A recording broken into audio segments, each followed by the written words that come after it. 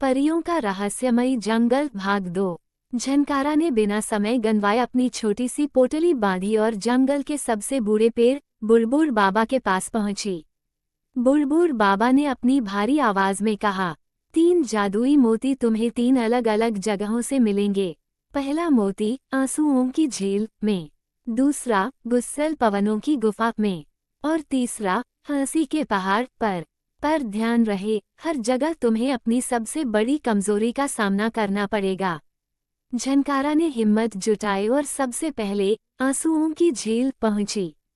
वहां का पानी इतना उदास था कि उसे देखते ही दिल रोने को हो जाता था।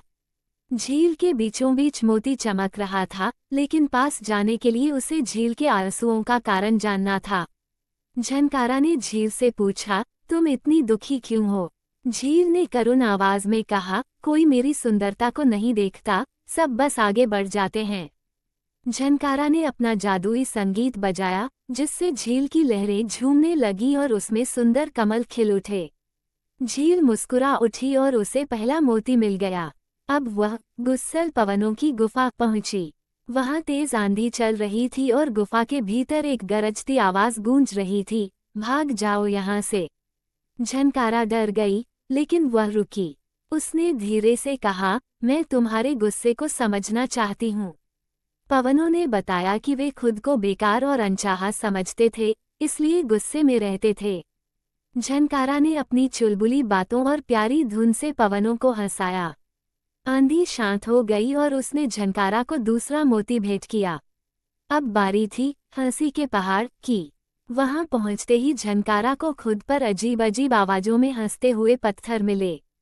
हर तरफ उसका मजाक उड़ाया जा रहा था। वह दुखी हुई, लेकिन फिर उसने खुद भी जोर से हंसना शुरू कर दिया। अगर सब हंस रहे हैं, तो चलो मैं भी साथ हंसती हूँ, उसने सोचा। जैसे ही वह दिल खोलकर हंसी, पहाड़ चमक उठा और तीसरा मोती उसके सामने आ गया। तीनों मोती लेकर झनकारा वापस चांदवन पहुंची। उसने मोती रानी परिलता को सौंपे। रानी ने मोतियों को हार में पिरोया और उसी पल पूरा जंगल फिर से हरा भरा, रंग बिरंगा और जीवंत हो गया। रानी मुस्कुराई और झनकारा से बोली, तुमने अपनी गलतियों से सीख ली है।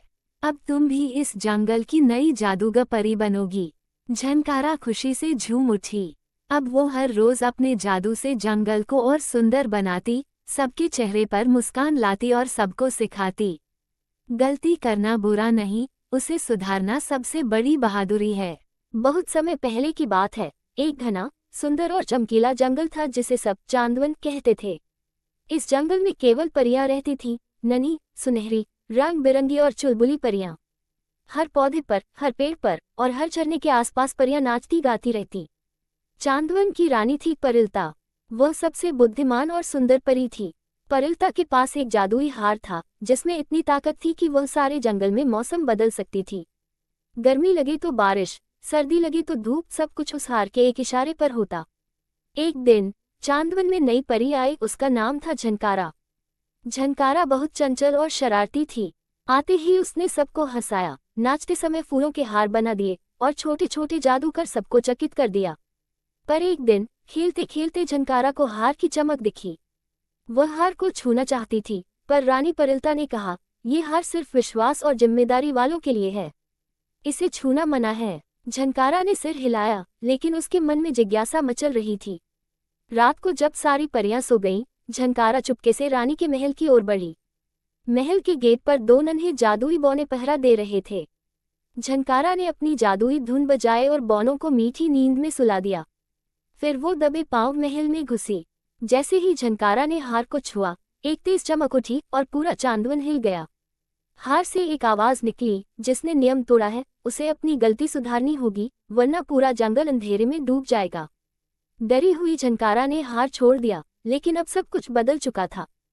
फूल मुरझा रहे थे, नदियां सूख रही थीं और परियां डर से सहमी हुई थीं। अब झनकारा को अपनी गलती सुधारने के लिए एक कठिन यात्रा पर जाना था। उसे 3 जादुई मोती ढूंढने थे, जो पूरे जंगल को फिर से जीवित कर सकते थे।